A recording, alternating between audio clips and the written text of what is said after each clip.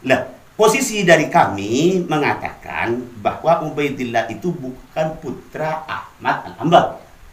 Kenapa itu dikatakan demikian? Karena Ba'alawi itu kapan terkenalnya syiah? Tidak pernah. Assalamualaikum warahmatullahi wabarakatuh.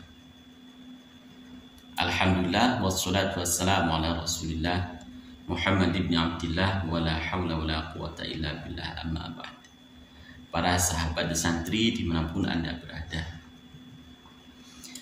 pembahasan tentang batalnya nasab Habaib Ba'alwi kini bukan hanya dibahas di kalangan pondok pesantren saja, namun kiai-kiai kampung juga ikut membahas tentang batalnya nasab Habaib Ba'alwi.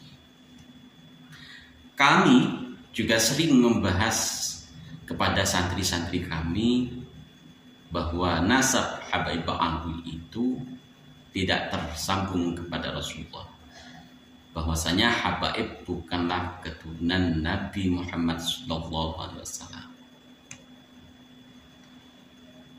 Para sahabat, dalam video ini tampaknya kiai-kiai kampung berkumpul berdiskusi, musyawarah tentang batalnya nasab Habaib Ba'alwi.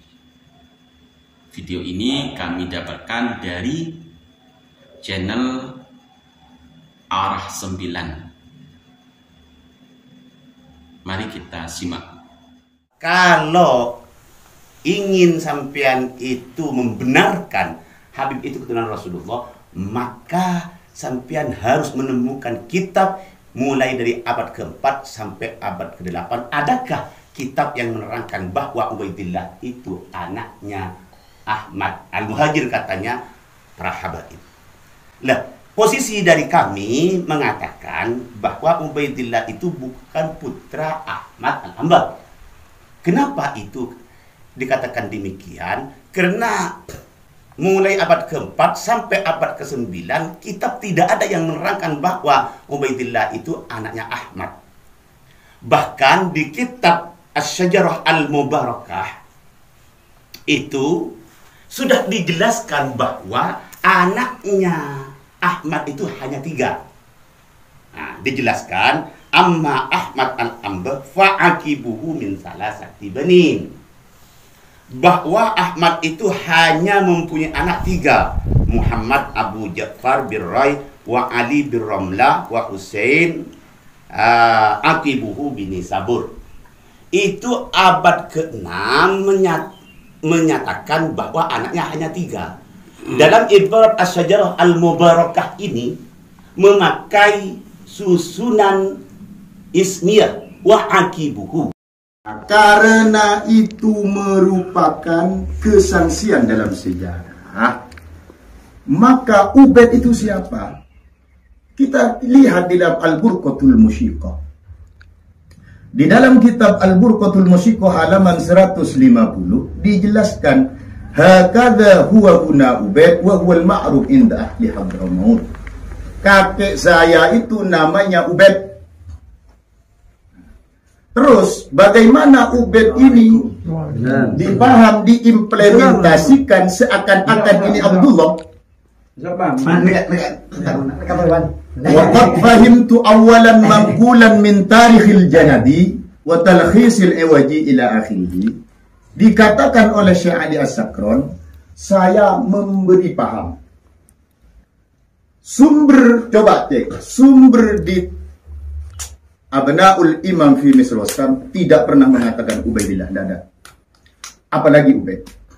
Untuk Abdullah ini dikatakan Ubaid ini Abdullah, maka dia walladhi yadharu indi mentakwil Abdullah menjadi Ubaidillah. Apa komentarnya ulama nasab? Ini dinamakan dhanniyatud dilalah alal maksud. Karena melalui pahaman Ubaid dipaham kepada Abdullah. Maka kalau terjadi dhanniyatud dilalah alal maksud, maka itu tidak mencederai khattun nasabah dan ar-ru'ah atau ri'ah, dan mencederai syuhrah wal istifadah. Apalagi di sana diterangkan adamu mustahdisatin, tidak baru terbentuk. Coba lihat syuhrah wal istifadahnya Syekh Ba'alawi ini dari mana? Kalau kita merujuk kepada kitabnya Ar-Rawiyani, itu kitab fikih. Untuk yang syuhrah mustahdisat contoh beda. Itu di dalam kitab Apa bari? Hah? Apa bari? Di Muqaddimat fi Ilmil Ansab. Dulu sebentar. Itu dalam masalah kaidah fikih atau kaidah nasab dulu. Terus di dalam fikih Imam Ar-Rawiyani di Bahrul Madhab mengatakan wahari syaraitu arba'un, kan begitu. Tulus zaman. Apa itu arti tulus zaman? Kalau Al-Muqibun Imam Mahdi Ar-Raja'i mengatakan ma'rufun bisiyada fi jami'il ajiyah. Terkenal di setiap generasi bisiyada dengan sayyid. Coba lihat. Ba'alawi itu kapan terkenalnya sayyid? Tidak pernah. Yang terkenal yang mempopulerkan nama Habib itu di abad 11. Itu dari Ibn al-Qas. Dan Habib itu baru ditafsiri sebagai dzurriyyatur Rasul di abad 12. Lah di abad 12 itu ada penentangan yang namanya As-Sayyid Asy-Syarif Aunur Rafiq, penguasa Mekah. Di kitab itu diterangkan di kitab Al-Istizadah fi Akhbaris Sadat halaman 1903. Dan Miratul Haramain. Itu di kitab Al-Miratul Haramain. Itu yang menerangkan itu adalah Ali bin Muhsin As-Segaf.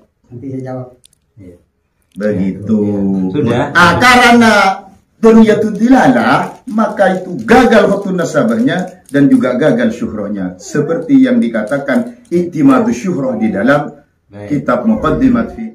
Itulah pembahasan yang sangat bersahaja kalau kita lihat para kiai-kiai kampung berkumpul di sebuah rumah dan membahas tentang batalnya nasab Habib Ba'alawi dengan sangat bersahaja, dan seperti inilah yang perlu kita contoh ketika kita membahas sebuah perbedaan. Kita bahas secara ilmiah, tidak perlu kita adu otot, tidak perlu kita saling mencaci maki. Kita kembalikan semuanya kepada ilmiah. Kalau sesuai dengan ilmiah, maka kita bisa membantah secara ilmiah. Kalau kita membahas secara ilmiah dan kita menemukan tentang bahwa Habib Ba'alawi ini bukan keturunan Rasulullah, maka kita memiliki dasar untuk yakin bahwa Habib bukan keturunan Rasulullah. Kalau kita tidak pernah belajar, kita tidak pernah membaca, kita tidak pernah mendengarkan dari kiai-kiai yang membahas tentang ini, kita berusaha untuk husnudzon terus tanpa belajar. Ya, itu kesalahan. Jangan hanya menikmati hasil dari jeripayah orang lain tanpa kita bekerja sendiri. Dalam polemik nasab Habib ini, saya yakin pada akhirnya akan mendapatkan solusi. Umat sudah paham, bangsa ini sudah paham siapa itu Habib Ba'alawi. Tinggal kita adu argumen secara ilmiah. Kita mengedukasi secara ilmiah. Jangan hanya dengan framing, jangan dengan fitnah. Wallahu muwaffiq ila aqwamit thoriq. Assalamualaikum warahmatullahi wabarakatuh.